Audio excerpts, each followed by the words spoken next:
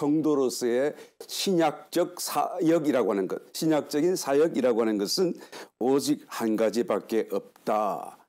무엇이라고 말씀드렸습니까? 그리스도를 편지로 쓰는 것이다 라는 말씀이었죠. 이 말씀을 좀 더 다른 말씀으로 바꾸어 우리가 이해해 보게 되게 되면 새 생명을 따라 사는 것이고 영을 따라 사는 것이고 그리스도를 내가 살아내는 일이다 라는 말씀인 것이죠. 이 모두가 다 같은 의미인 것입니다. 만약 이것이 없다고 한다면, 나의 신앙생활 속에서 이것이 없다고 한다면 마태복음 7장에 나오는 그 사람들의 형편에 빠질 수밖에 없습니다. 주여 주여 하는 자마다 다 천국에 이를 것이 아니요 라고 말씀하시는데, 자기들은 많은 일을 했고 또 주를 위하여 많은 사역을 감당했다고 여겼지만 그것은 오해였고 주님은 아무것도 인정해 주지 않는다는 사실을 그 말씀 가운데 우리가 깨달아 볼 수가 있다라는 것이죠. 그러므로 우리가 새 언약의 사역이라고 하는 것은 무엇인가라는 하나의 어떤 의미를, 뜻을 참 깊이 우리가 되새겨 볼 필요가 있는 것입니다. 새 언약의 사역자로서 산다는 것은 그 신앙생활을 우리가 어떻게 해야 하는 것인가라는 말과도 같은 말인 것이죠. 그러한 사역자의 삶을 사는 것은 어떤 면에서는 우리가 생각할 때 하나님과 함께하고 하나님을 드러내고 하나님을 살아내는 그런 삶이라고 한다면 그 삶은 대단한 영광, 대단한 어떤 자랑거리, 또 초자연적인 역사 이런 것들로 충만하지 않겠는가라고 생각하기 쉽습니다만은 오히려 그와 반대되는 형편이 실제적인 이러한 사역자의 삶이다라는 것을 또한 나누었습니다. 물론 영광된 면도 있지만 그러나 훨씬 더 많은 면에 있어서 그 영광을 위하여 자기가 더 낮추어지고 죽어지고 멸시당하는 이런 삶이 있다. 사도 바울 자신도 지난 시간 4장 고린도서 4장 8절에서 보게 되면 우리가 사방으로 우겨쌈을 당했다. 하나님을 하는데요. 답답한 일도 당했다. 하나님을 내리려 하는데 핍박을 받았다. 끄꾸러뜨림을 당했다. 그리고 항상 예수님을 죽인 것을 우리의 것으로 또는 우리도 짊어졌다라고 말하지 않아요. 그 이유가 뭐라고 말합니까? 우리가 그 죽음을 짊어짐으로써 예수님의 생명도 우리 몸에서 나타나게 되셨기 때문이다라는 거예요. 그래서 11절 우리 산자가 항상 예수를 위하여 죽음에 넘기움은 예수의 생명이 또한 우리 죽을 육체에 나타나게 하려 함이니라. 그런즉 사망은 우리 안에서 역사하고 생명은 너희 안에서 하느니라. 우리가 핍박받고 우리가 더 죽어지고 우리가 더 겸손해지고 더 낮춰지면 질수록 우리는 사라지고 우리 속에 계신 그리스도가 벗겨진 우리의 자아의 껍질을 통하여서 나타남으로써 이 나타남이 너희들에게 생명이 되었다라는 그런 의미죠. 그러니까 나는 더 죽고 우리는 더 죽고 우리의 사망이 곧 너희에게는 생명이 되었다라는 말씀인 것입니다. 고린도후서 4장 16절에 그러므로 우리가 낙심하지 아니하노니 이 말씀하는 거예요. 그러므로 우리가 낙심하지 않는다. 왜? 이와 같은 많은 고통, 환난, 핍박, 어떤 낙심할 수밖에 없는 상황과 문제와 일들을 만났음에도 불구하고 그럼에도 우리가 낙심하지 않는다. 왜? 그래야 되기 때문에. 또 왜? 그것을 견뎌야 되기 때문에. 그래야 우리가 죽고 우리가 죽어짐을 통해서 우리 속에 계신 그리스도가 나타나시기 때문이다. 그러므로 우리는 낙심하지 아니하노니. 이 말이 얼마나 좀 강력한 말씀인가 우리 한번 깊이 한번 묵상해 보아야 될 것입니다. 그 사람은 후패하나 우리의 속은 날로 새롭도다. 여러분 그 사람을 벗는 일이 곧 새 언약의 사역을 위한 중심적인 조건이다라는 것을 우리가 다시 한번 말씀할 수밖에 없습니다. 그 사람이 벗겨져야 그 속에 있는 그리스도께서 우리를 통하여 겉으로 나타날 수 있기 때문이다라는 것이죠. 그 속에 있는 속생명 곧 우리의 새 사람 새 생명 또 그리스도의 그런 생명이라고 하는 것은 얼마나 굉장한 것인지 모르죠. 고린도후서 5장 17절 그런즉 누구든지 그리스도 안에 있으면 새로운 피조물이라 이전 것은 지나갔으니 보라 새 것이 되었도다. 새로운 피조물이다라는 거예요. 그러니까 피조물이긴 한데 새롭다라는 거예요. 그 말씀 무슨 뜻입니까? 이제까지 없었다. 이런 피조물은 없었다. 이런 사건은 없었다. 새롭다는 뜻의 의미 아닙니까? 새롭다라는 것은 이전에 없었던 것이 새로운 거예요. 그러므로 이제까지 이런 피조물은 없었다. 어떤 피조물이길래 새로운 피조물이라고 말을 합니까? 이제 하나님께서 우리를 새롭게 창조하시는데 이 새로운 창조가 바로 새로운 피조물이다라는 말씀이에요. 어떻게 새롭게 창조하셨나요? 예수를 믿는 사람들마다 예수님의 생명을 공급받게 되어지게 되고 그 속에 그리스도께 들어와서 사시는 사건, 그리스도와 그 영 안에서 하나가 되는 사건, 그래서 하나님이 되는 사건, 그러면서도 사람인 사건, 곧 사람인가 하나님인가 물었을 때 사람이기도 하지만 또한 하나님이기도 한, 그렇죠? 그래서 이 말을 동시에 써야 될 것 같아요. 사람 하나님, 하나님 사람. 이게 정말 새로운 존재 형태를 가진 새로운 피조물이 바로 신약 시대의 성도이고 저와 여러분의 모습인 것입니다. 아담이면서도 아담과는 다른 존재가 된 것이죠. 하나님이 되었음에도 불구하고 하나님과는 또 다른 존재인 거예요. 사람과 함께 존재하는 형태를 가졌기 때문에 그런 것이죠. 그러므로 여전히 피조물이에요. 100% 하나님이고 100% 사람이지만 여전히 피조물입니다. 하나님은 창조주로서 완전히 계시지만 그러나 저와 여러분들은 하나님을 모시고 하나님과 함께 된 여전히 피조물인 거예요. 그래서 새로운 피조물이다. 피조물이지만 새롭다라는 의미를 이 말씀이 전거해 주고 있다라는 것입니다. 그러므로 이런 모든 피조물 가운데서 신약 성도보다 더 위대한 피조물이 있을 수 있겠는가? 여러분, 결단코 신약 성도보다 더 큰 어떤 존재가 피조물 가운데 있을 수가 없다. 왜요? 하나님이 그 속에 들어가 계시기 때문에, 하나님이 되었기 때문에, 하나님처럼 경배받을 대상이라는 개념은 아니지만 그의 존재 성분 속에 이제는 하나님의 어떤 생명으로 채워져 있기 때문에 하나님의 부분으로 이루어져 있기 때문에 그러므로 이러한 신약 성도보다 더 높을 수가 없다. 피조물 가운데서는요. 오직 하나님만이 왕중왕이 되시고 모든 신약 성도는 그 아래 하나님과 더불어 왕들로서 다스리게 될 것이다 라고 말씀하게 되는 것입니다. 그러므로 예수님께서도 말씀하시기를 이제는 나를 믿는 자는 내가 하는 일을 저도 할 것이요 또 이보다 더 큰 일도 제가 할 것이다. 내가 하는 일보다 더 큰 일도 하게 될 것이다 라는 걸 얘기하는 거예요. 왜 그런가요? 바로 우리 속에 주님과 동일한 상태로 하나님의 영이 하나님의 생명이 들어와 있기 때문이다라는 것입니다. 우리가 다만 예수님처럼 완전한 영적인 사람으로 살지 못하기 때문에 우리 앞에는 그 가능성이 열려져 있음에도 불구하고 그렇게 살지 못할 뿐이죠. 사실은 우리가 예수님처럼 완전한 영적인 상태로 살 수만 있다고 한다면 우리는 주님이 하시는 일보다 더 큰 일을 얼마든지 할 수 있게 된다는 것을 말씀해주고 있는 것입니다. 그러므로 예수님처럼 살 수 있도록 만들어져 있는 거예요. 신약 성도는. 예수님이 사셨던 3년 반 동안의 그 공생이라고 하는 것은 오늘 저와 여러분 하나님의 영을 하나님의 생명을 받고 중생한 새로운 피조물이 된 신약 성도가 새로운 어떤 존재가 되었잖아요. 이제까지 없던 존재예요. 아담이면서 아담이 아니에요. 그러니까 어떻게 살아야 할지 누구도 이런 상태에 있는 이런 존재가 어떻게 살 수 있고 어떻게 살아야 되는지 어떤 매뉴얼, 어떤 물건을 사게 되면 매뉴얼이 따라오듯이 말이죠. 어떻게 살아야 될지를 그 방법을 제시해 주지 못했는데 예수님의 공생의 삶이 바로 우리에게는 매뉴얼이 된 거예요. 이렇게 살아야 하고 이렇게 살 수 있다라는 것을 말하는 것이죠.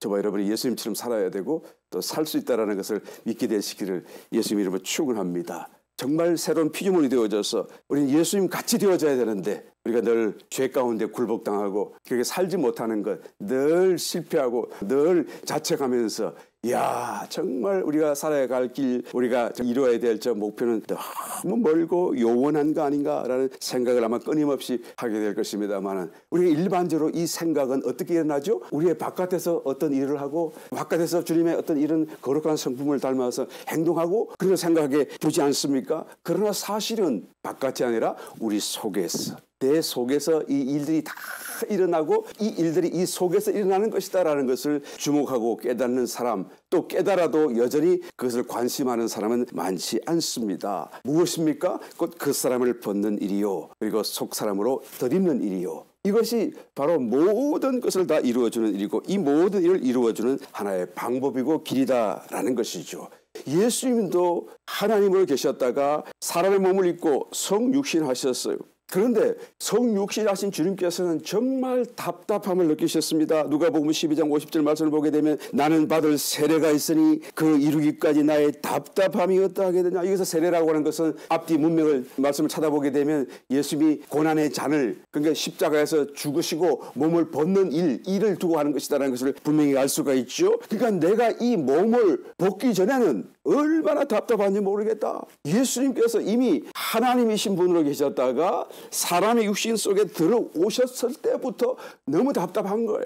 그 몸이 죄를 지고 안 지고를 떠나서 죄를 아직 안 지셨다고 할지라도 의인이신 그대로 계신다고 할지라도 주님은 너무너무 답답한 것입니다. 왜? 이 생명은 너무나 크고 풍성하고 방대한 것인데 이 작은 육신 속에 가두어져 있는 이런 삶을 살아야 되니까 그 자체로 너무 답답할 수밖에 없는 것이죠. 나중에 우리가 다 이 육신이 변화되어 부활체를 입게 되지 않습니까? 그 부활체는 이런 답답함이 없어요. 답답함을 느낄 수 없도록 그 부활체는 신기하게 영원한 생명을 담고도 전혀 거침이나 방해나 이게 답답함을 느낄 수 없도록 이 부활체가 영생을 담기에 합당한 어떤 하나의 그릇으로서 우리에게 다 입혀지게 될 것을 성경이 말씀해 주고 있습니다. 여하튼 저와 여러분들도 이와 같이 주님처럼 중생하는 그 순간 주님이 성육신하셨듯이 우리 속에 주님이 들어오셨고 우리를 통하여서 성육신하신 상태가 된 거 아니겠습니까? 주님은 의인으로 오셨지만 우리는 죄 가운데서 주님을 받아들였고 주님을 또한 성육신하셨다는 차이밖에는 없고 똑같은 하나의 상태 아니겠어요? 그러므로 새로운 피조물인 것입니다. 그래서 이제는 죄를 떠나고 죄된 생활을 떠나고 정말 주님을 따라가는 삶을 사는 그런 사람이라고 한다면 그래서 누구든지 속 사람의 생명 안에서 살고 있는 사람이라고 한다면 답답함을 느끼지 않을 수 없을 것입니다. 주님처럼 심하게 내가 이 육신 속에 가두어져 있다는 사실이 답답하게 느끼게 될 수밖에 없지 않겠어요. 나는 정말 이 뜨거운 어떤 사랑을 막 이렇게 전하고 나타내고 싶은데 육신에 다 가두어져 있는 이런 느낌 속에서 답답함을 고백하지 않을 수가 없을 것입니다. 만약 이렇게 답답함을 느끼는 사람이라고 한다면 그분은 지금 현재 속생명 속에서 살고 있고 새 생명에서 살고 있고 주님과 더불어 영적인 삶을 살고 있다라고 말할 수가 있는 것이죠. 이것은 우리가 우리의 자신을 두고 바깥을 바라볼 때 느끼는 것이고 만약에 반대로 자신 속을 바라본다고 한다면 여러분 이와는 또한 정반대의 어떤 상황이 벌어지게 될 수밖에 없어요. 너무너무 놀랍고 너무너무 기쁘고 너무너무 참으로 영화로운 속 사람의 생명을 보게 되기 때문인 것이죠. 마치 성경에서 비유해 주셨듯이 밭에 감추인 보화를 발견한 한 사람이 그 보화가 얼마나 귀중한지 얼마나 좋은지 그것을 발견한 그 기쁨을 못 이겨서 자기의 모든 소유를 다 팔아서 그 밭을 샀다고 그러잖아요.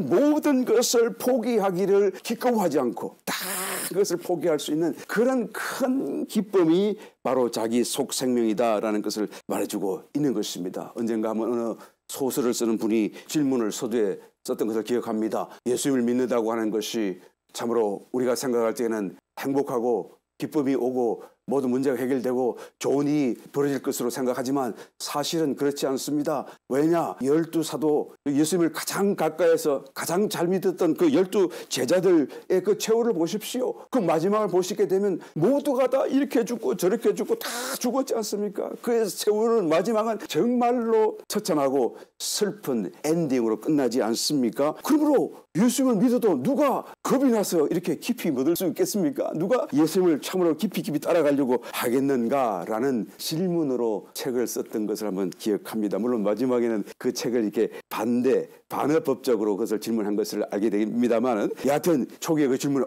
정말 그런데? 그걸 읽는 순간 그렇네? 정말 예수님을 믿으면 믿을수록 더 많은 것을 포기해야 되고 더 많은 것을 벗어야 되고 마침내는 자기의 생명마저도 버려야 되는 순교까지 감당할 수 있어야 된다고 하니까 예수 믿는다는 게 겁이 나서 어떻게 믿겠는가? 예수님을 믿으면 믿을수록 깊이 들어가면 갈수록 이런 더 많은 것을 버림을 당하고 벗어야 된다고 하니 겁이 나서 어떻게 믿겠는가? 라고 생각이 들 수밖에 없지 않겠습니까? 그러나 여러분 만약에 그 12 사도들에게 이 질문을 다시 던져 본다고 한다면 만약 당신들이 다시 이 세상에 태어난다고 한다면 그러면 당신은 또 똑같은 삶을 살 수 있겠습니까? 라고 질문해 본다고 한다면 단언컨대 12 사도들이 동일한 대답을 할 것이라고 저는 분명히 믿습니다. 나는 다시 태어나도 이런 삶을 살 뿐만 아니라 그런 질문조차도 나에게는 어울리지 않습니다. 나는 내가 주님께 드릴 수 있는 생명이, 목숨이 단 하나밖에 없다는 것이 예석할 뿐입니다. 나는 이 일생을 살면서 참으로 주님 앞에 다 모든 것을 처음서부터 다 내어드리지 못한 것을 나는 참으로 애석하게 생각할 뿐입니다. 내가 다시 태어난다고 한다면 나는 모든 것을 말 그대로 정말로 다 처음서부터 다 드릴 수가 있을 것입니다. 아마 그렇게 되지 않겠습니까? 왜 그런가요? 왜 그렇게 생각합니까? 이 12사도들은 우리가 보지 못했던 더 깊은 부분을 보았기 때문에 그런 거예요.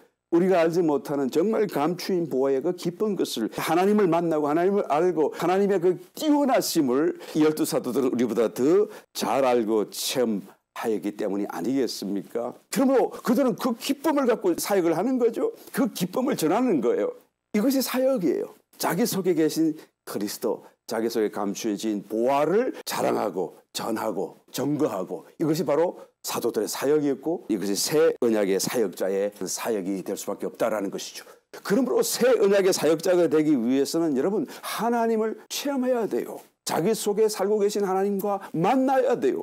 하나님과 교통, 연결이 일어나야 된다는 것을 우리가 반드시 전제하고 있다는 것을 알아야 되는 것입니다. 이것을 오늘 봉독하신 말씀 고린도후서 5장에서는 하나님과 화목하라라는 말로 쓰고 있는 거예요. 한번 읽어보겠습니다. 18절, 모든 것이 하나님께로 났나니 저가 그리스도로 말미암아 우리를 자기와 화목하게 하시고 또 우리에게 화목하게 하는 직책을 주셨으니 이는 하나님께서 그리스도 안에 계시사 세상을 자기와 화목하게 하시며 저희의 죄를 저희에게 돌리지 아니하시고 화목하게 하는 말씀을 우리에게 부탁하셨느니라. 화목하게 하는 말씀이라고 하는 것이 무슨 뜻이죠? 단지 예수님의 십자가 믿으라 구원받을 것이다, 여기 끝나는 것이 아니죠. 한 걸음 더 나아가서 그 구원이 무엇이고 하나님이 우리에게 주시는 최종적인 은혜가 무엇인지, 그것이 바로 화목인데, 하나님과의 화목인데, 그에 대한 말씀을 우리에게 주셨는데 우리가 너에게 전한다. 우리에게 부탁하셨는데 우리가 하나님을 대신해서 너에게 전한다. 20절 말씀, 이러므로 우리가 그리스도를 대신하여 사신이 되어,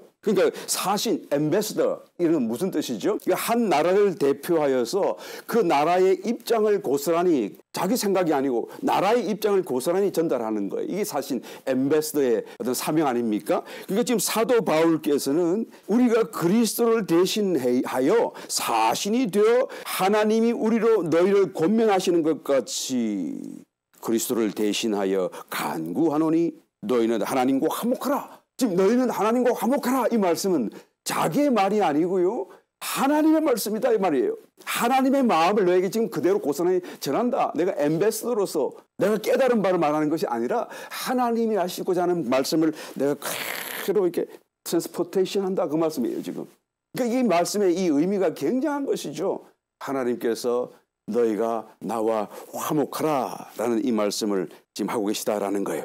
고린도 교회 성도들을 위해 하는 말씀이죠. 오늘날 저와 여러분을 위해서 하는 말씀이죠. 하나님과 화목에 이르기까지 우리는 우리의 신앙적인 전진을 멈춰서는 안 됩니다. 이 전진이라는 게 뭐죠? 하나님께로 가는 거예요. 그래서 결국 어떻게 되죠? 하나님과 화목해야 된다라는 거예요. 우리 주 하나님과 화목하지 않았나요? 나의 하나님을 영접했고 예수님을 영접했고 믿음의 영생을 얻었고 구원을 받았는 것이 그러면 하나님과 화목된 것이 아니라는 말씀입니까? 우리 질문할 수가 있겠지요. 여러분, 하나님과 화목된다는 이 말씀, 본문의 이 말씀, 하나님의 엠베서더가 되어서 전하는 이 사도 바울의 화목이라는 말의 의미가 무엇입니까?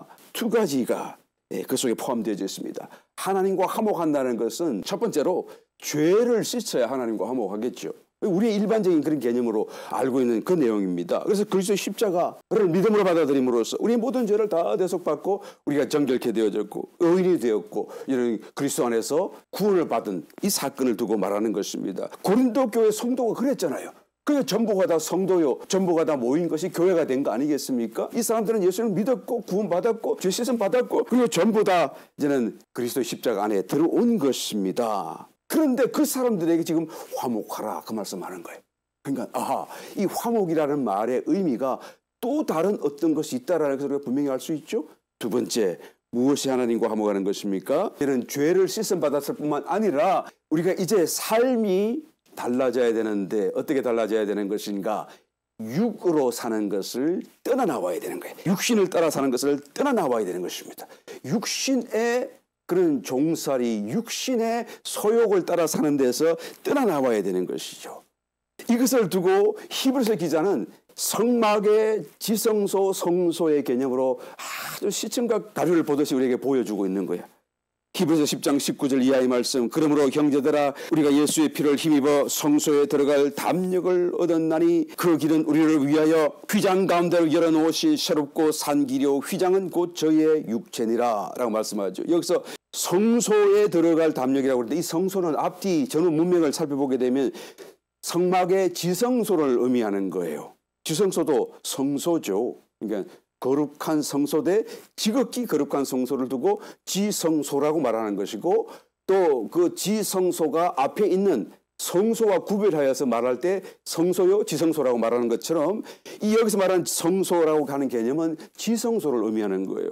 그래서 지성소 하나를 딱 떼어내서 지금 설명하고 있는 것을 볼 수가 있습니다. 그 길은 20절 우리를 위하여 휘장 가운데로 열어놓으신 새롭고 산 길이요 휘장은 곧 저의 육체니라 라고 말씀하지 않아요.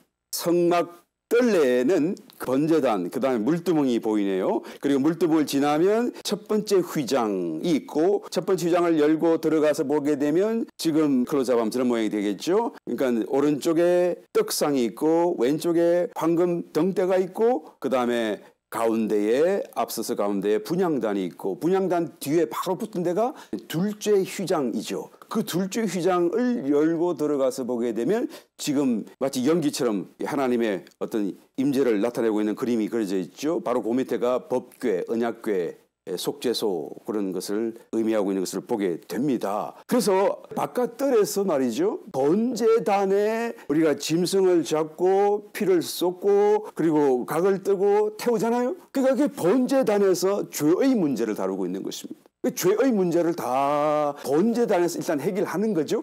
죄의 문제가 해결되고 나면 그 다음에 어떻게 됩니까? 이제는 물두멍을 지나서 첫 번째 휘장을 통과하여 들어갈 수가 있는 거예요. 그 들어가게 되면 떡상으로 묘사되고 있는 영적인 양식 또 말씀의 양식 또 황금 덩대로 묘사되고 있는 우리가 하나님의 빛 비추심 하나님의 어떤 그런 조명하심 깨닫게 하심 보게 하심 이런 것을 체험해 나가는 거예요. 환상도 볼 수가 있겠고요. 깨달음이 일어날 수도 있겠고요. 내적인 감동이 일어난다는 말씀이죠. 그 다음에 그 앞에 있는 분향단 앞에 섰을 때 하나님께 올라가는 기도 또 하나님과의 교통 속에서 깊어지는 어떤 것을 말해주고 있죠. 여하튼 이런 모든 것들 속에서 다 하나님을 체험합니다. 그런데 이 성소에서 만나는 하나님의 체험이라고 하는 것은 모두가 다 간접적인 체험 아니겠습니까? 하나님께로부터 온 것은 맞지만 하나님 당신은 아니에요.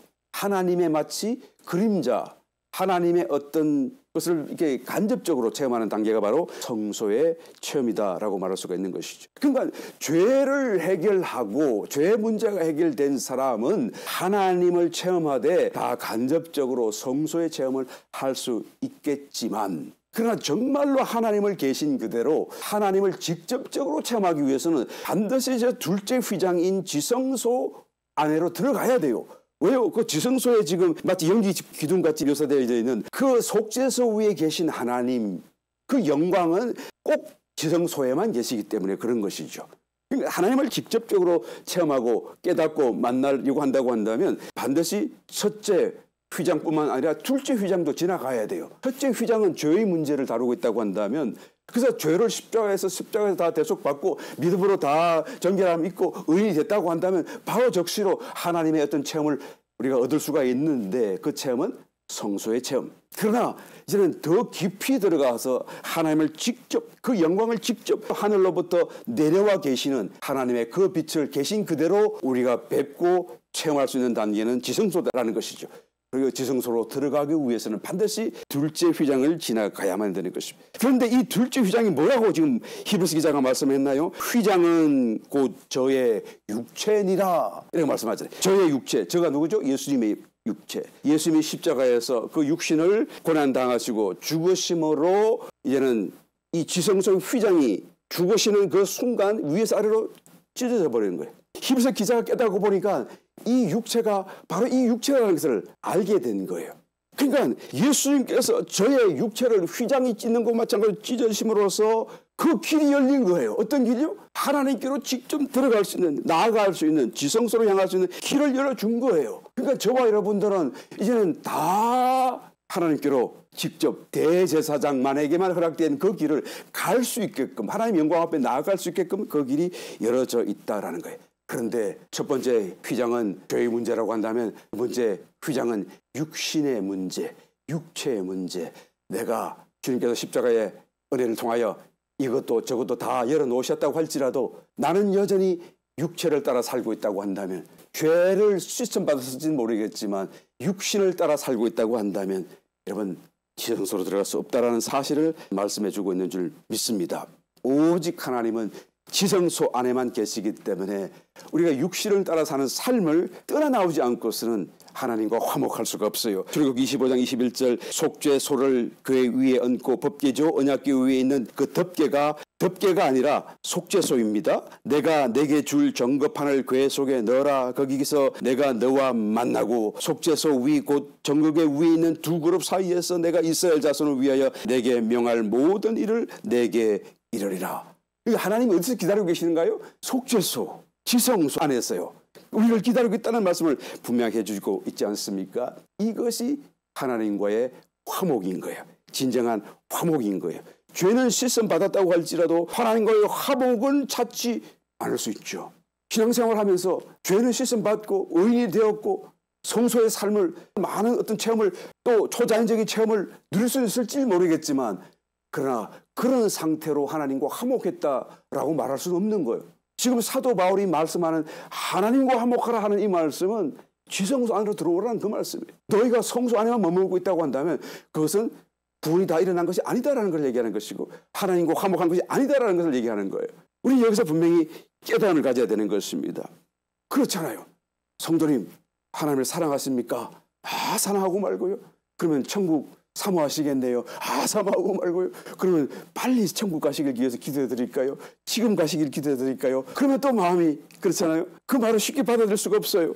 하나님을 사랑하고 천국을 사모하는데도 왜 당장 가라 하면 그것이 좀 왠지 자꾸 깨림직하죠? 왜 뭔가 주저하게 만들죠? 여러분, 장례식장은 좀 침통한 분위기가 일반적이지 않아요. 그런데 우리가 믿음 안에서 가만히 살펴보게 되면 중심에서 축하해 줘야 될 그런 자리가 장례식 아니겠어요? 왜요? 천국, 하나님 계신 곳으로, 천국은 아직 아닐지 모르겠습니다만은 하여튼 하나님 계신 게 그리스도의 품으로 갔으니까 말이에요. 이 말의 의미를 아시죠, 여러분? 제가 좀 자세히 설명하려고 하면 시간이 많이 걸리니까 스킵하겠습니다. 여하튼 그리스도의 품으로 갔으니까요. 그 정말로 모든 것이 다 끊어지고 슬픔, 고통, 아픔, 뭐 이런 문제 다 극락의 세계, 가장 좋은 상태로 들어간 것이 장례가 아니겠어요? 그러니까 정말로 사실은 기뻐해야 되고 축하해야 되고 서로 인사를 해야 될 그런 자리가 장례식장 아니겠습니까? 그런데 그렇게 할 수가 없어요. 속에서는 그렇게 느낄지 모르겠지만 그렇게 쉽게 말을 못 하겠어요. 왜 그런 것입니까?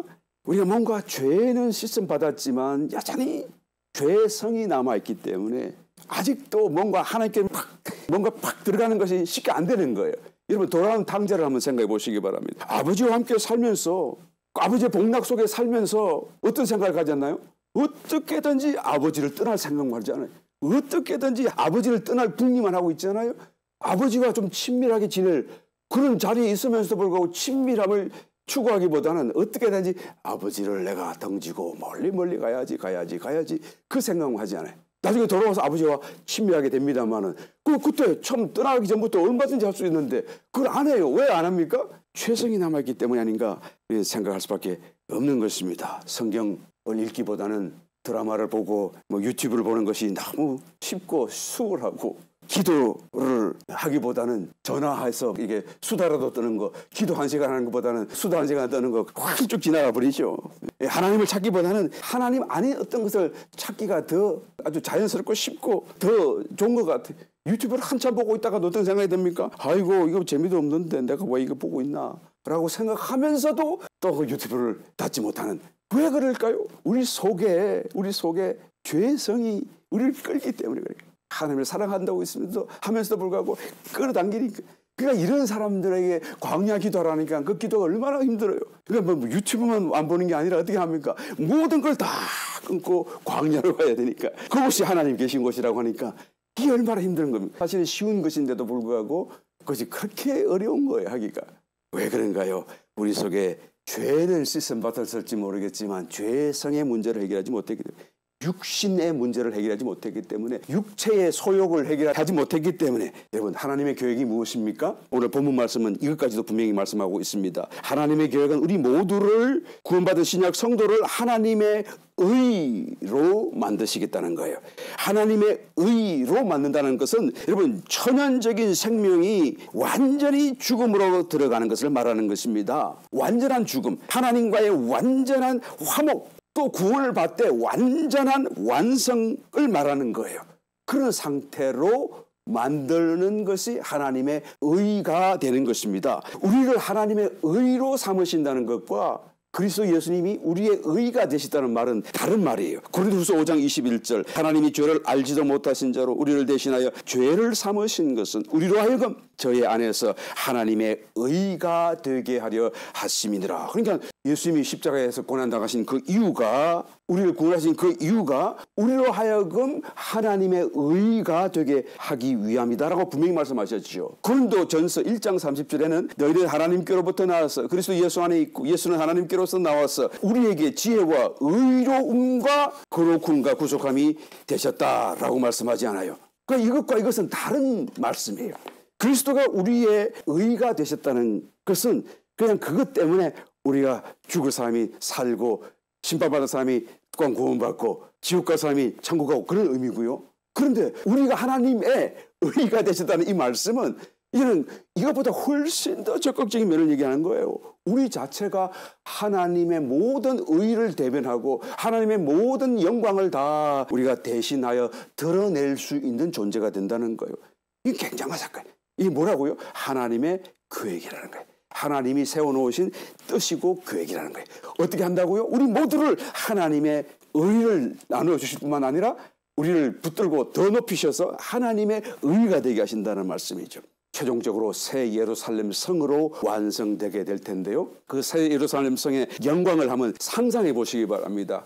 성경에서 기록된 그 말씀을 따라 성의 중앙에는 하나님의 보좌가 있지 않겠습니까? 그 보좌로부터 하나님이 계시니까요. 빛 대신 하나님이시니까요. 빛이 막 비춰질 거예요. 그 하나님의 영광, 그 빛이 막 투사될 거예요. 그리고는 각종 보석으로 이루어진, 물론 우리가 아는 그런 보석이 아닌 그런 영적인 상태의 보석이죠. 그냥 그 어떤 추상적인 의미라고 여러분 그걸 치부해서는 안 됩니다. 물질적인 보석과는 다른 보석이겠지만 그러나 여전히 영계성을 가진 어떤 영적인 상태를 얘기하는 거예요. 그러니까 각종 보석으로 이루어진, 성도로 짜여진 그런 천성이 새 예루살렘 성인데, 그 중앙에서 하나님의 빛이 팍 빛이 나게 되면 각종 보석을 통과하여서 빛이 이런저런 아름다운 빛으로 하모니를 이루면서 비춰지게 될 텐데, 그 빛이 얼마나 영롱할 것이며 얼마나 찬란할 것인가 상상해 볼 수가 있는 것입니다. 그런데 아무에게서도 하나님의 빛이 지나가면서 걸리거나 방해받거나 제지당하거나 그런 거 없어요. 왜 그런가요? 이제는 죄에 속한 것이나 땅에 속한 그 어떤 것도 남아있지 않은 것이기 때문에 전부가 다 하나님의 의로서 이제는 다 시천받고 정결하게 되어졌고 떨어져 나가고 이제는 정말로 거룩한 존재로 바뀌어져 있기 때문에 이게 거룩함 그 자체예요.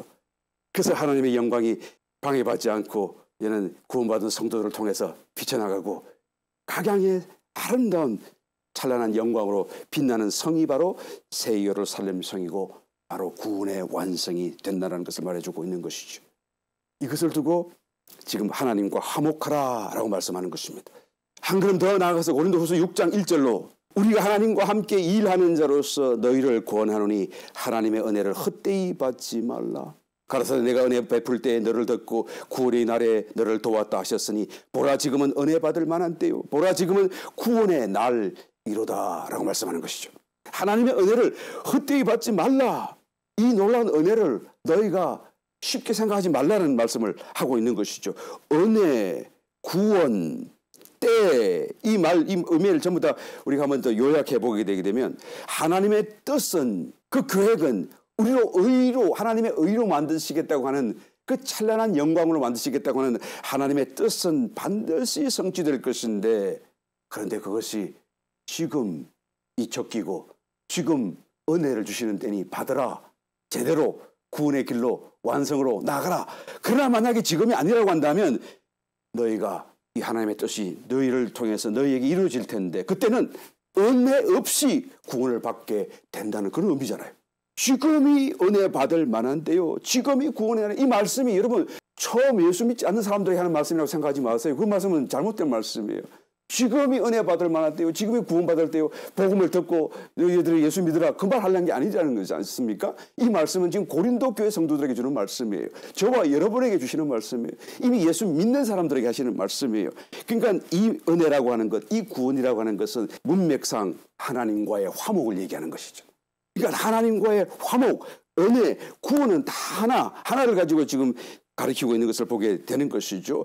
그러므로 지금 너희가 은혜 받으라. 지금 그 구원을 받으라. 지금 그 완성으로 나아가라. 만약에 그렇지 못한다고 한다면 반드시 너희가 또 구원받을 때가 있는데 그때는 은혜 없이 받게 될 것이다. 불 가운데서 받는 구원을 받게 될 것이다. 물론 은혜와 자비가 풍성하신 하나님께서 아마 성도들을 위하여 아마 어떤 또 견딜 수 있는 은혜를 아마 주실 거라고 저는 분명히 믿습니다만 그러나 보장할 수 없어요. 또 그 어려움과 고통이 우리의 상상을 뛰어넘을 수밖에 없을 것이다라는 것을 우리가 말할 수밖에 없을 것입니다. 그러므로 은혜를 헛되이 받지 말라는 거예요. 이것은 은혜를 받느냐 못 받느냐의 문제가 아니고 은혜를 헛되이 받느냐 안 받느냐의 문제를 얘기하는 것이죠. 은혜는 다 받았잖아요. 그 은혜 우리 속에 들어와 계시거든요. 그런데 그 은혜가 헛될 수가 있는 거예요. 왜요? 그 속에 계신 하나님의 새 생명을 살아내지 못한다고 한다면 삶 속에서 체험하지 못한다고 한다면 또 그런 삶을 통하여서 새 언약의 사역자로서 하나님을 드러내는 정갈한 삶을 살지 못한다고 한다면 그것은 있으라마나 당장에서는 말이에요. 그러니까 그 영광을 받았음에도 불구하고 그 영생을 살아내지 못한다고 한다면 그 받은 구원이 당신에게는 헛된 은혜가 되는 거 아니냐라는 것을 지금 얘기하는 것이죠. 히브리서 2장 3절 우리가 이같이 큰 구원을 등한히 여기면 어찌 피하리요. 이 구원은 처음에 주로 말씀하신 바요. 들은 자들이 우리에게 확정한 바다.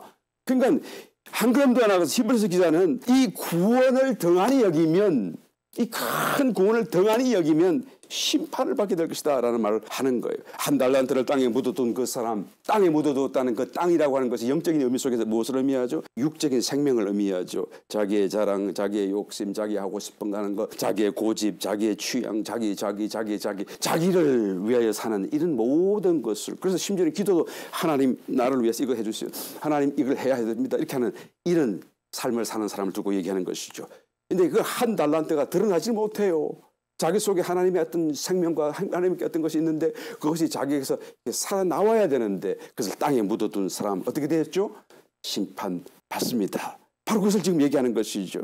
그러므로 우리가 다시 한 번 더 하나님과 화목해야 된다는 이 말씀의 의미를 깨달을 수 있는 저와 여러분 되시기를 바랍니다. 빌립보서 3장 13절 형제들아 나는 아직 내가 잡은 줄로 여기지 아니하고 오직 한 일 즉 뒤에 있는 것은 잊어버리고 앞에 있는 것을 잡으려고 표대를 향하여 그리스도 예수 안에서 하나님이 위에서 부르신 부름의 상을 위하여 쫓아가노라. 쫓아간다.